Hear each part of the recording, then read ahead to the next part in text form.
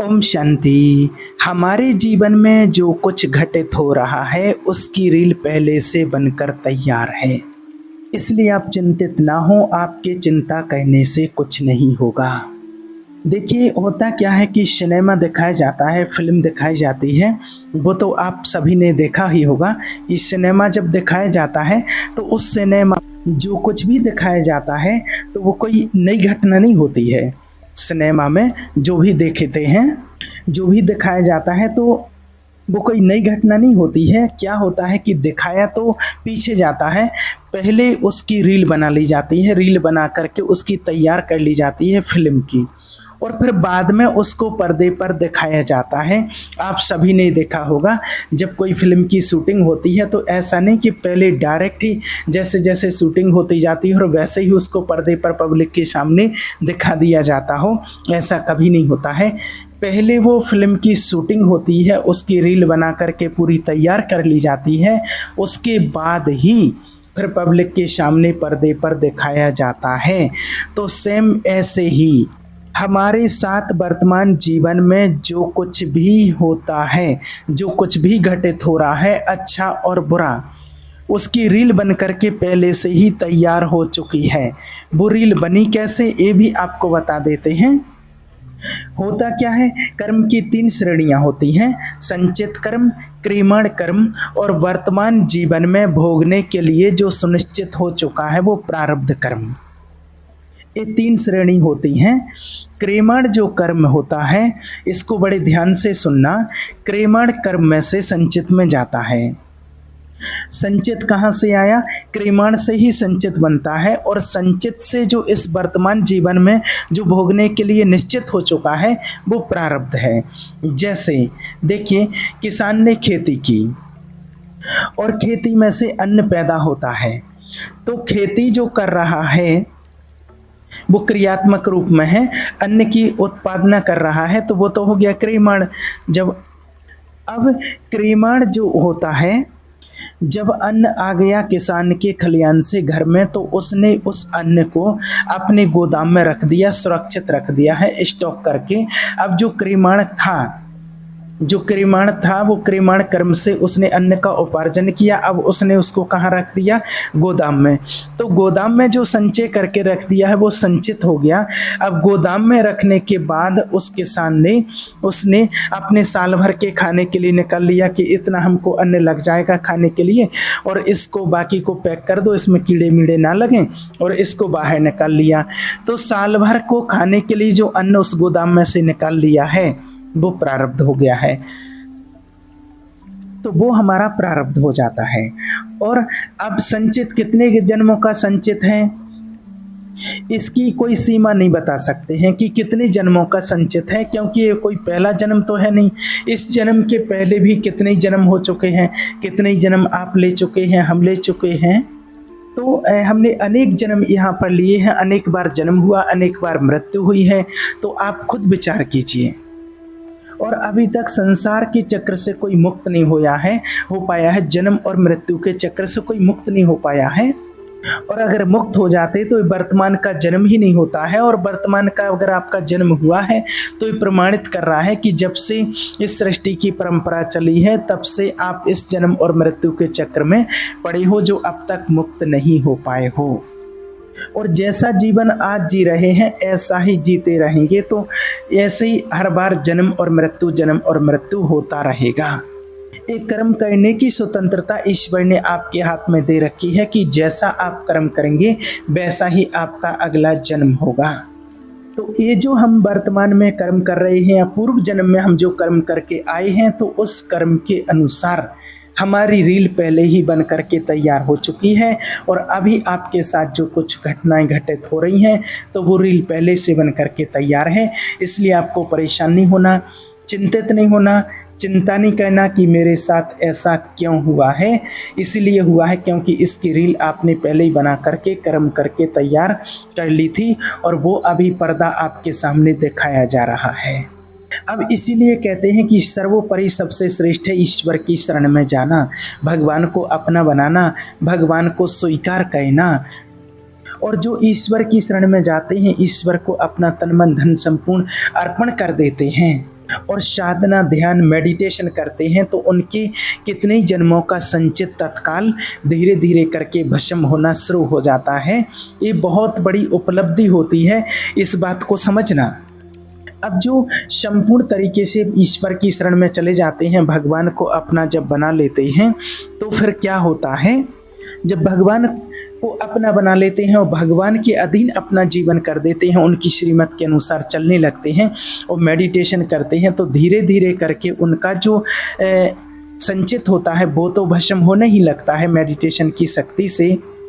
और जब ईश्वर की श्रीमत के अनुसार चलने लगते हैं, ईश्वर को अपना बना के उनकी श्रीमत के अनुसार अपना जीवन यापन करने लगते हैं, तो उनका जो क्रियमाण कर्म होता है वो पवित्र होने लगता है, वो पवित्र हो जाता है। क्योंकि अब तक जो कुछ कर रहे थे वो अपने लिए और अपने परिवार के लिए, अपने सुख के लिए करते थे, जो कुछ भी कर्म करते थे। क्योंकि अब तक जो कुछ भी कर रहे थे वो अपने लिए, अपने परिवार के लिए, अपने सुख के लिए, अपने स्वार्थ की पूर्ति के लिए कर रहे थे। और अब जो कुछ करेंगे वो ईश्वर की श्रीमत के अनुसार करेंगे, सबके कल्याण के लिए करेंगे और भगवान की श्रीमत के अनुसार ही करेंगे, भगवान को प्रसन्न करने के लिए करेंगे। और कर्तापन जो था आपके अंदर का वो खत्म हो जाएगा। कर्तापने के अहंकार से मुक्त होकर के करेंगे, ईश्वर की प्रसन्नता के लिए करेंगे। और करने के बाद जो कुछ भी कर्म करते हैं और उस कर्म को करके भगवान के लिए अर्पित कर देंगे। तो ईश्वर अर्पित बुद्धि से कर्म करने से क्रियमाण कर्म का बंधन फिर नहीं होता है। और जब हम परमात्मा की श्रीमत के अनुसार कोई कार्य करते हैं तो अगर थोड़ा बहुत कोई पुण्य पाप बन भी जाता है, कोई अगर गलत काम बन भी जाता है, मना कथनचित बन जाए, ऐसे नहीं कि अगर आप भगवान की श्रीमत के अनुसार चल रहे हैं तो आप कुछ भी करते रहें, ऐसा नहीं। अगर रिंचिक मात्र थोड़ा बहुत अगर आपके कोई पाप बन जाता है तो फिर उसका गलती से अगर कोई कर्म बन जाता है तो वो संचित में नहीं जाता है। अब वो कर्म कहाँ जाता है फिर, माना कोई गलती से अगर कोई ऐसा काम हो गया, आपका कोई संकल्प नहीं था, आपकी इच्छा नहीं थी, फिर भी अगर कोई गलती से कोई ऐसा कर्म हो जाता है, कुछ प्रारब्धवश हो गया है, अनुचित हो गया है, उचित हो गया है, आप क्या करें, तो उसका फल उसको इतना बड़ा नहीं मिलता है। जैसे नॉर्मल कोई व्यक्ति कर्म करता है, उसके बाद अगर कोई पाप कर्म बन जाता है तो उसका दंड विधान बन जाता है बड़ा। लेकिन ये जो पुण्य पाप कर्म हो जाता है, अगर भगवान की पूरी श्रीमत के अनुसार चलते हैं, शरणागति हो गए हैं, और शरणागति के बाद अगर कोई ऐसा कर्म बन जाता है तो उसका कोई इतना बड़ा दंड का विधान नहीं बनता है, और वो कर्म धीरे धीरे नष्ट होने लगता है, खत्म हो जाता है, क्योंकि वो गलती से हुआ है। तो कितनी अद्भुत सुविधा भगवान ने प्रदान कर रखी है शरणागत को, जो अपने को भगवान की श्रीमत के अनुसार ढाल लेते हैं, भगवान के लिए अपना जीवन अर्पण कर देते हैं। अब क्या होता है, संचित कर्म भस्म होने लगता है और क्रियमाण जो कर्म होता है वो भगवान के लिए करते हैं कि जो भी कर्म करते हैं ईश्वर की इच्छा के अनुसार ही अब करेंगे। और फिर ईश्वर की शरण में अर्पित होकर के जो कुछ भी करते हैं तो उसका जो परिणाम होता है वो अच्छा ही होता है। एक बात देखिए, बताएं, एक संत और भक्त की एक सच्ची घटना है उस टाइम की। गोवर्धन में एक महात्मा जी रहते थे, उनका नाम है श्री राधे श्याम बाबा, जो माना भगवत प्राप्ति संत कहे जाते हैं। उनकी पुस्तक भी है अनुभव वाणी, बड़े प्यारे पद हैं और बहुत तपस्वी संत कहे जाते हैं। झाड़करी का जंगल एक भरतपुर जिले में है और भरतपुर जिले में आता है, और वहाँ कहा जाता है कि उन्होंने भजन किया था। 56 वर्ष तक उन्होंने वहाँ पर तपस्या की थी। 56 वर्ष तक एक दोना छाछ पीते थे, मतलब तीनों टाइम 3 दोना छाछ और थोड़ा सा गुड़ खाते थे। यही आहार लेकर के उन्होंने 56 वर्ष तक भजन किया, ऐसा उनके बारे में कहा जाता है। और फिर बाद में वो गिरिराज जी में अंतिम समय तक विराजे, ऐसा कहा जाता है। बड़े सिद्ध पुरुष थे। अब जब वो वहाँ अपने आश्रम पर रहते थे तो बहुत पवित्र साफ सफाई शुद्धि से रहते थे, और एक उनकी सेवा में थे, उनका नाम था मस्तराम बाबा, ऐसा कहा जाता। उनके शिष्य थे वो मस्तराम मस्ती थे। अब एक वहाँ पर एक कुतिया रहती थी, और जहाँ उनका धूना था और ठाकुर जी के लिए रसोई बनती थी। अब वो जो वहाँ कुतिया थी तो वो बार बार भीतर घुस जाए, और जैसे ही कुतिया भीतर घुसे और वो कहें, उस मस्तराम बाबा अपने शिष्य को बुलाएं, अरे आओ, गंगा जी का पानी लाओ और धुलाई करो, चौका लगाओ, लीपो, पोंछा लगाओ, तो वो लिपाई करते थे। अब दिन में कई चक्कर लगाए वो कुतिया, जैसे ही मौका देखें, अब खुला तो सब रहता ही था आश्रम, इतने गेट दरवाजे ऐसे कुछ होते नहीं थे, आए और सीधे घुस जाए अंदर। और बाबा जी कहें, अरे मस्ता क्या कर रहा, फिर लगाओ, चौका लगाओ और पोंछा लगाओ, लीपो। अब 4-6 बार जब उस कुतिया ने ऐसा किया तो वो बाबा बोले कि मारो इसको। अब मार दो का मतलब ये नहीं था कि उसे जान से मार दो, मतलब उनका कहना था कि इसको ऐसा धमका दो, उनका आशा ये था कि ऐसा धमका दो, डरा दो कि दोबारा यहाँ पर ना आवे, एक कुतिया भगवान की सेवा में विलम्ब हो रहा है, उनका ऐसा मानना था। अब वो मस्तराम तो ऐसे गुरु भक्त थे, उन्होंने तत्काल निर्णय कर लिया कि ऐसा मारना है कि मरी जाए, नहीं तो गुरु आज्ञा का उल्लंघन हो जाएगा। उन्होंने ऐसा संकल्प कर लिया। अब उन्होंने एक डंडा ऐसा मारा कि वो कुतिया एक डंडे में चूम ही नहीं हो पाई, एक डंडे में खत्म हो गई। अरे राम राम राम। वो राधे श्याम जो बाबा जी थे, उन्होंने कहा, अरे बड़ा दुष्ट है और साधु का भेष बनाया है और बताओ कुतिया मार दी, ये तो वृक्ष का जीव है, तुमने तो बहुत भारी अपराध किया है, अब ये पाप किसको भोगना पड़ेगा। अब वो जो मस्तराम थे वो का हाथ जोड़ करके सामने खड़े हो गए, बोले, महाराज मैं तो पाप पुण्य कुछ भी नहीं जानता हूँ, मैं तो आपको जानता हूँ और आपकी आज्ञा को जानता हूँ। आपने कहा कि मार दो और मैंने सोचा कि अगर ये जिंदा रह जाएगी तो गुरु आज्ञा का उल्लंघन हो जाएगा, इसलिए मैंने तो इसे जानबूझ करके मारा कि एक में ही इसका काम तमाम हो जाए। अब वो पाप कौन भोगेगा। तो वो बोले, महाराज मैं तो कुछ नहीं जानता, क्या पाप होता क्या पुण्य होता है, मैं तो सिर्फ आपको जानता हूँ और आपकी आज्ञा को जानता हूँ कि मुझे जो आज्ञा मिलेगी उसका मुझे पालन करना है। बोले बाबा जी, अरे मस्तराम अब तुमको सोच समझ करके आज्ञा देनी पड़ेगी, अब चलो कोई बात नहीं, और अब आओ वहाँ अमुक जगह लीपो, गोबर से लिपवाया और लिपवा करके और गंगा जल से स्नान करवाया और उसको तिलक धारण कराया और विधिवत फिर बाबा जी ने उस कुतिया का अपने हाथ से गाय के गोबर के कंडों से संस्कार किया और प्रभु से प्रार्थना की कि चेला हमारा भगवान और ये भोला भाला है, इसको पता नहीं है और इससे इस पाप से मुक्त कर देना।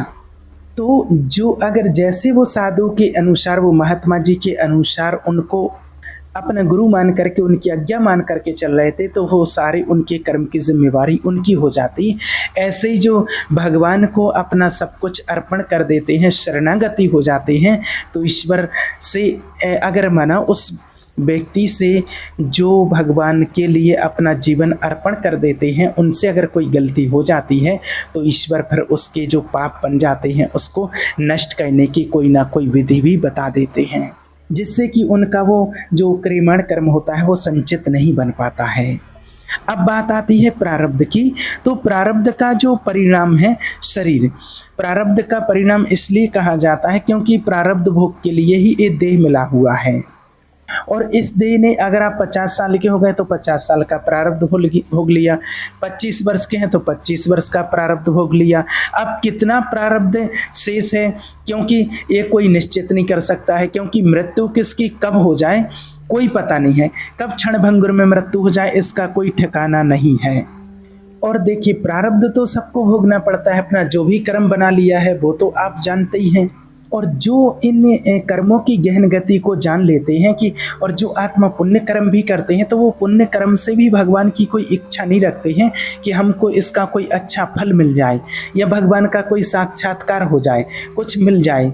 कोई वो प्रार्थना की, विपत्ति की, किसी भी प्रकार की भगवान से कोई प्रार्थना नहीं करते हैं, और किसी भी प्रकार के अपने दुख की भी प्रार्थना नहीं करते हैं कि हमारा दुख दूर हो जाए, क्योंकि वो उनको पता है कि हमारे ही किसी न किसी कर्म का फल है। अब जैसे प्रहलाद जी को देख लीजिए कि प्रहलाद जी के जीवन में कितने संघर्ष आए, कितना माना उनको दुख भोगना पड़ा, लेकिन प्रहलाद जी ने कभी नहीं ये सुना होगा आपने कि त्राही माम रक्षा करो, भगवान को नहीं पुकारा, भगवान ने स्वयं उनकी रक्षा की है। उन्हें कोई आग्रह नहीं चाहा, और माना आग में जला दो, पानी में डुबा दो, कुछ भी कर दो, लेकिन कोई आग्रह नहीं चाहा। आप माना इतने पुण्य कर्म आपके अच्छे हैं, इतनी निष्ठा भगवान के प्रति है, तो भगवान तो अपने आप आपकी रक्षा करेंगे, आपको कुछ मांगने की जरूरत नहीं पड़ेगी। अगर एक कर्मों का ज्ञान जिसको हो जाए तो फिर उसको किसी प्रकार का मोह नहीं होगा, क्योंकि उसकी रील पहले ही से बन के तैयार हो चुकी है। जो होना था सो हो गया है, इसमें किसी का कोई दोष नहीं है। ये मेरे ही कर्मों के अनुसार ये रील बनी हुई थी, इसलिए आप बिल्कुल भी चिंतित ना हो। ईश्वर को शरणागति अपने जीवन को अर्पण करके और जीवन को अच्छे ढंग से पुण्य कर्म करते हुए चलाते चलिए, सब कुछ अच्छा होगा। ठीक है। ओम शांति।